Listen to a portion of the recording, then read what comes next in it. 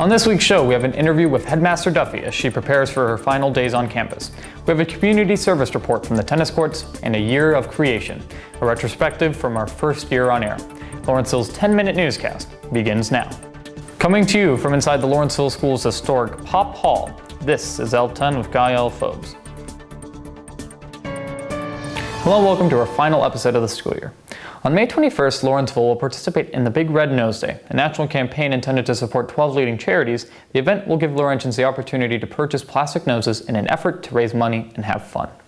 Last Thursday, the winners of this year's Carlson Award and Seaman scholarships were announced at school meeting. The winners of the Carlson Award were Max Drojan and Pravika Yoshi, while the winners of the Seaman's Award were Connor Dewan, Ian Frost, and Elizabeth Pache.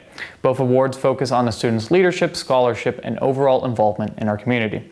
Sophomore Ariel Claxton has been breaking records one after another on the track.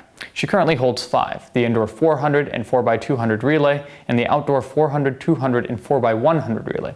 She said with regard to her records, "It's amazing that I was able to get these records. I think my most memorable one was when I beat the 58 seconds in the 400 meter this spring.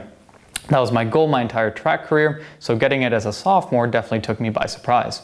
Yesterday, 5th former and award-winning pianist Albert Gong played in his final recital at Lawrenceville. A solo performance, Albert played a myriad of classical pieces and was rewarded with a roaring ovation.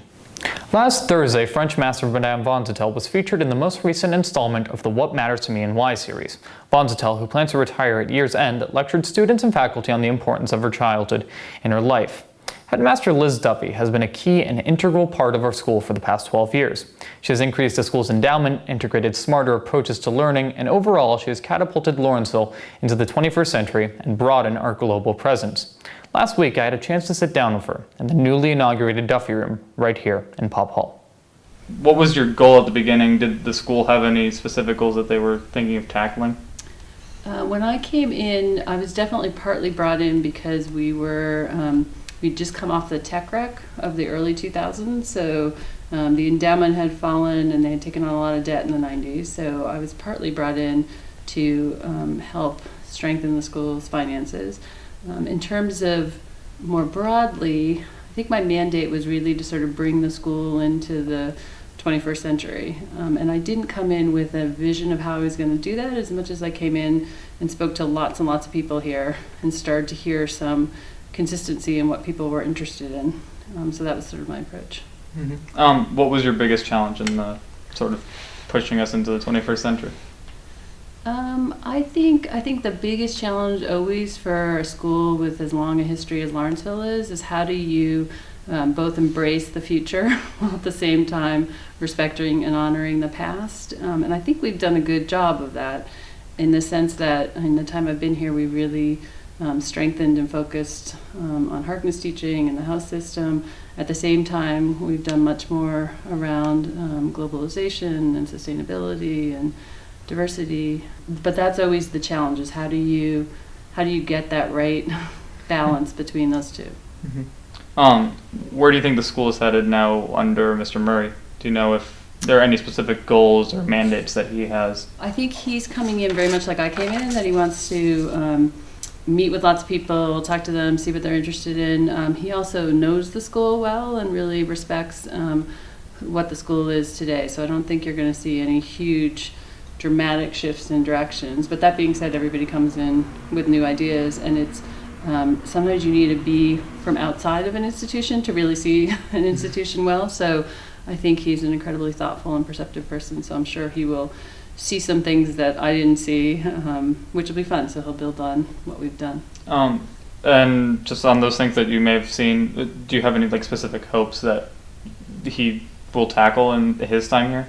I mean, I largely hope that he'll keep the momentum that we've established going. I think Lawrenceville not only is really healthy and strong internally now, but we just did a survey of young alumni, and when the person who did the survey came back, his first words were, "These results are off the charts," and off the charts in the sense of young alumni really had a great experience here, felt like they were really well prepared for college, and not just college, but actually life beyond Lawrenceville. So I hope he'll keep that momentum, and I hope I think we spent a lot of time as a community sort of identifying our so-called hedgehog that we've talked about, which is really what we can do better than anybody else in the world. And I think when we came upon this idea of Lawrenceville being both a large school and therefore being able to reflect the world and really offering challenging opportunities across the board, while at the same time, again, because of some of our core features like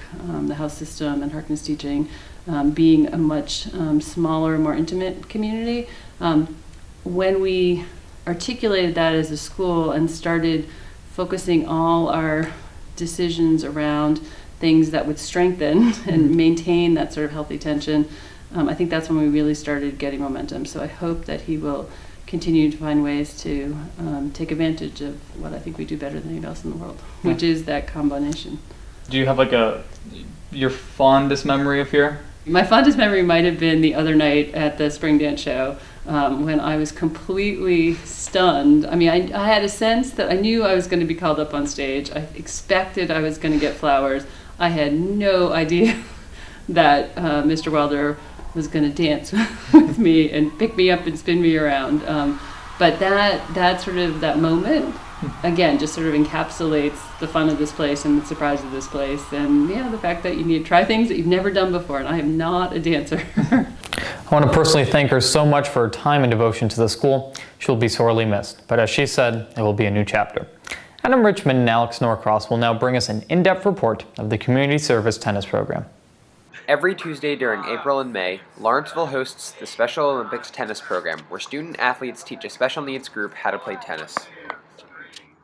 So I think one of the best things about the Special Olympics Tennis Program is that it's a really easy, fun way for kids to get together with people who they wouldn't necessarily be able to cross paths with, people who are committed to learning tennis but also committed to having fun. So our kids just get that out there on the court with them, and they play, they laugh, they do drills, and it's an easy, fun activity. Our kids love it, and so do the athletes.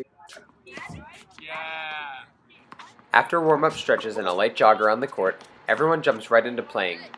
Lawrenceville student athletes hit tennis balls back and forth with the special needs group, while also teaching them different aspects about the game. So why do you enjoy running this program? It gives an opportunity for parents of special needs people to have respite. I think that's the most important spot. Even if they stay, they're letting their child be attended to by another person, and that's a nice moment of rest that a lot of people don't get. Another important part of the Special Olympics Tennis Program is setting goals. Let's talk about what you've done. What have you done? You've done tons of forehands. Yes. You did serves. And backhands. Okay, so how about this? How about our goal is to do 10 backhands? That's a lot of backhands. If you can do that, that'd be awesome. Word up. Word up, word up, With word this, up. with- Yeah. While it may be too late to jump on board this year, the program will start up again next spring. For more information about the Special Olympics Tennis Program, contact Rachel Cantlay, the Lawrenceville School's Director of Community Service. Thank you both. Some really great work being done. Now, as this is our final episode for our first year on air, we want to take a moment to reflect on this year in the making. We've covered many sports: swim with water polo, Hill Weekend football, PDS ice hockey rivalry, red and white night, Lavino relays, fencing, squash, ping pong tournaments, GoPro looks into track. We've reported on community service and sustainability, tomatoes, solar farms, worms, MLK Day and the Color Run, and the arts, Laurentians, the fall musical, a cappella, the cabaret, and the spring dance concert. We've remembered those who have passed, from Ms. Stevens to Veterans Day commemorations. We've interviewed an editor-at-large, an Alibaba executive, presidential candidates, and headmasters. We've gone to India and the bathhouse, and back in the bathhouse. From admissions to symposiums, from snow days to rumbles in the arena, from seductive eyebrow movements and chism in a hat, we were there to cover every aspect of your Lawrenceville life. And I can assure you that next year will be even greater. We'll try to cover more stories and have more reporters. We will continue to push the envelope of what a secondary school newscast is. To help us on that mission, we will have our first official board announced before the end of school. This is our show for Tuesday, May 19th, 2015. From all of us here at L10, thank you so much for watching. Good night.